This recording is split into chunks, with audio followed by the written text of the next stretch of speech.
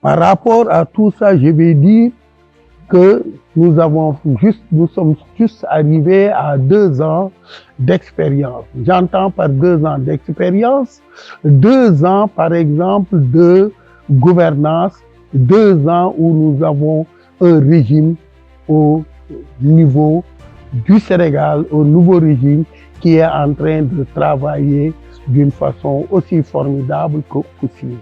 Par rapport à tout ça, je vais dire, malgré les nombreuses difficultés, des difficultés extraordinaires, quand je veux parler par exemple de ce pays qui est par exemple au 4e sous-sol.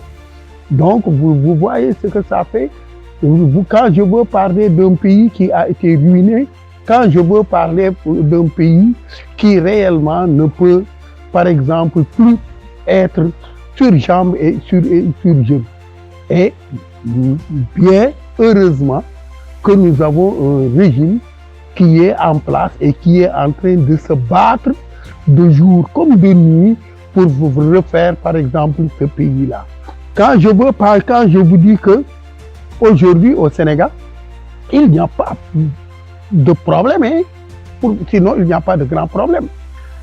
Dire aujourd'hui que par exemple les institutions marchent dans ce pays-là, nous n'avons pas de problème d'institution. Nous n'avons pas de problème, par exemple, aujourd'hui les fonctionnaires perçoivent leur salaire normalement.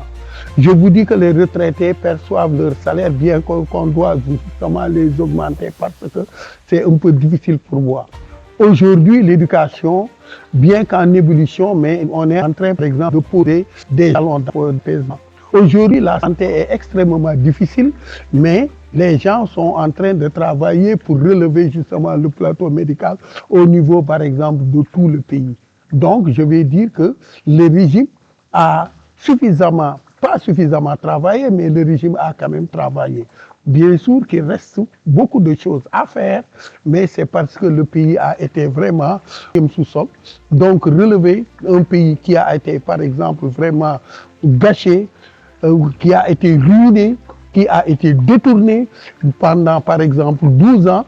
Donc aujourd'hui, permettez-nous de saluer l'effort extraordinaire que le président de la République n'a cessé de déployer avec son premier ministre, par exemple, pour faire revenir le pays, par exemple, dans la bonne marche. Donc c'est un peu de ça que nous pouvons dire et dire que, par exemple, justement, les institutions fonctionnent. La dette cachée est en train de faire, par exemple, des difficultés extraordinaires, mais ces derniers sont en train de relever les défis. Nous devons de poursuivre justement ce qui se passe, ce qui est en train de se faire pour que ce pays-là soit vraiment dans de meilleures conditions. L'éducation aussi. Vous voyez par exemple que l'éducation est en train d'avoir de sérieux problèmes.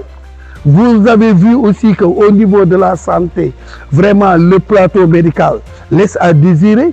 Donc là, il faut que nos gouvernants, comme ils l'avaient promis, par exemple, vraiment recherchent les moyens pour satisfaire les populations. En général, nos autorités recherchent l'argent en politique de population. C'est-à-dire les populations sont obligées de payer cher ce qu'ils ont besoin. Ils sont obligés de payer très cher le social, alors qu'il revient à nos autorités de partir, de sortir de ce pays, de trouver par exemple des financements pour régler les problèmes des populations. Ça, c'est un objectif qui est assigné justement à nos gouvernements.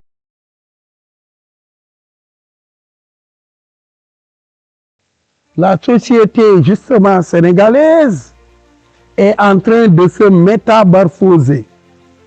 Et métamorphose sur tous les plans. Sur le plan politique, sur le plan social, sur le plan économique. Pour dire sur tous les plans. Aujourd'hui, à travers justement les réseaux sociaux, vous allez vous rendre compte d'une chose.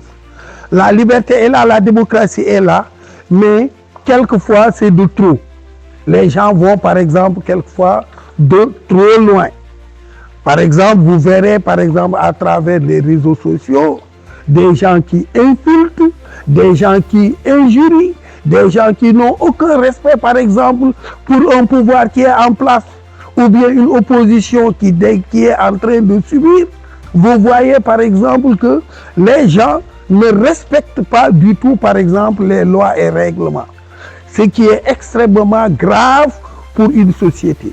Dans de nombreuses sociétés, si vous interrogez justement l'histoire, vous allez vous rendre compte que c'est par manque de démocratie, c'est par l'ethnicisme, c'est par la pratique religieuse, ou bien la religion, ou bien autre chose comme ça, ou bien des problèmes de zone qui ont fait aujourd'hui que la guerre s'est établie et, par exemple, on peut connaître le commencement, mais la fin, nul ne peut maîtriser justement cet état de fait.